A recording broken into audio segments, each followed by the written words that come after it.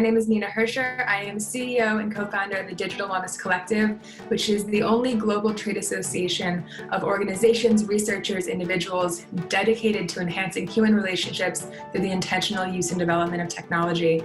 I am also co-founder of the Digital Wellness Institute with Amy Blankson, and we have this incredible 10-week certificate program, and we're quite honored that the Social Dilemmas team is featuring our course as one of the Take Action tracks. I am Chanel Curry. I am the founder and CEO of Media Done Responsibly, which is a public benefit organization that provides media literacy and digital citizenship training for young people by providing college mentors around media literacy to middle school and high school students. I'm also a professor in the TV, film, and media studies, journalism, and Pan-African studies at California State University, Los Angeles. And as Nina said, I am the Director of Diversity, Equity, and Inclusion for the Digital Wellness Collective. Amy Blankson. I am the co-founder of the Digital Wellness Institute and CEO of Fearless Positivity. My background is in positive psychology, researching the intersection of happiness and technology. And I wrote a book called The Future of Happiness about modern strategies that you can use to balance productivity and well-being in the digital era. This is a passion of mine, and I'm grateful to be here. So I think to address this question, we have to start in early childhood with both the parents' views and how they are introducing and how young they're introducing a screen to their children.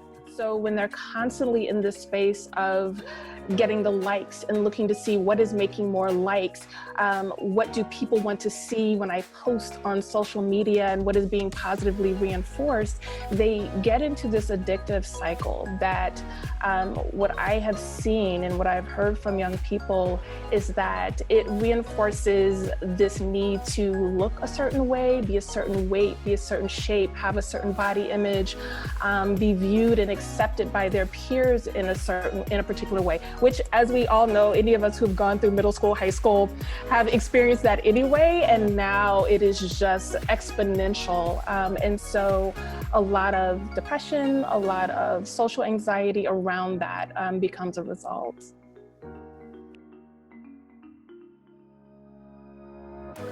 I feel like intentional tech use, and one thing that I found really helpful for myself is just taking a deep breath before I open an app or before I turn on my phone or flip open my computer. And there's just that 3 seconds of reflection that makes me realize more often than not that I actually don't want to be on a device right then, and that I can find fulfillment in other ways. And while that is harder during COVID, I think still just those deep breaths and moments of reflection are crucial. While we're using our tech, we tend to mostly be in this kind of microscope, highly hyper-focused mode. And I think all of us are feeling it. You know, the number of comments in the chat popping up saying Zoom fatigue is real, screen fatigue is real. All it takes is really just to look up from the device. And even if you're sitting in a small apartment, just look around it. If you have a window that's there, look through that window, look outside, and just kind of remind yourself that the world is actually a lot bigger. This false belief that because it is math and because it is science, it is neutral and it is objective. But one of the things that I always say that there is no raw data. There is nothing raw about data. Baked into the data would be the bias, the discrimination, a systemic racism, and all the prejudices that we have. One of the analogies that I heard in the making of the film that always stuck with me was this idea about a menu. And you can go to a restaurant and you have a menu from which to choose from. And we all think that we have our own free will and we can choose what we want to choose from this menu.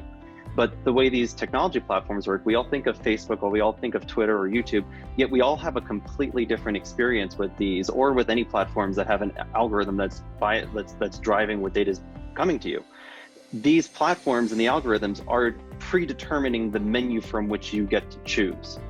So even though you think you have choice on the menu, you don't realize what has already been pre-filtered and excluded, or where you have been siloed or pigeonholed to based on those pre-selections. So we're really unaware of the full scope.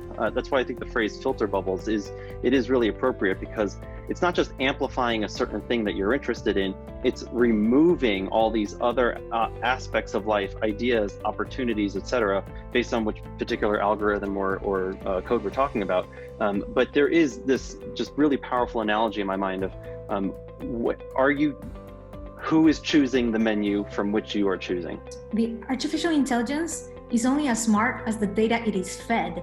So if the data that is being used to train the system is actually biased, you're reproducing the bias in this predictive system. So for example, our AI Now Institute did a study in February 2019 analyzing jurisdictions and their predictive policing systems, and they found that 9 jurisdictions were using data where the precincts had been practicing unlawful and biased police practices. And they've been using this data that was wrong, that was not good, but using it to predict the future. When you think about data, there's trauma and tragedy attached to data as well.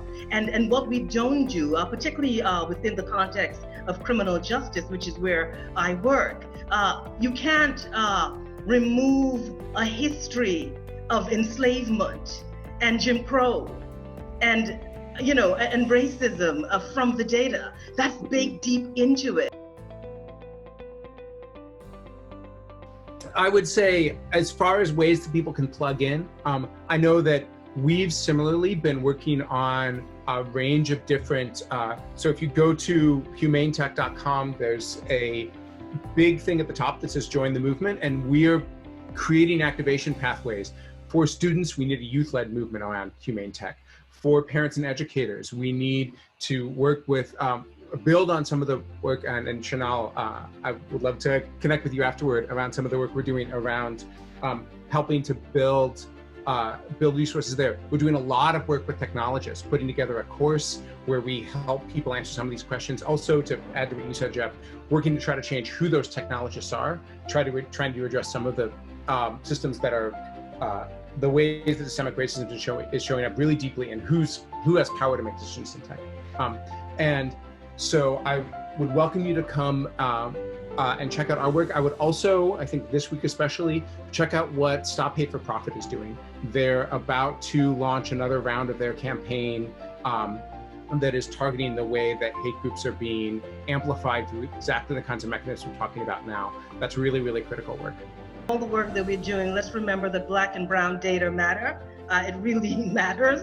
And in the work that we are launching, we've got to include stakeholders, diverse stakeholders. We can have inclusive innovation, we can have ethical technology, but we must have equity, and we must amplify all voices. We must have visibility as well of as many groups, and representation are so critical. So in all the public education that we're doing, let's be diverse, equitable, and inclusive in our work.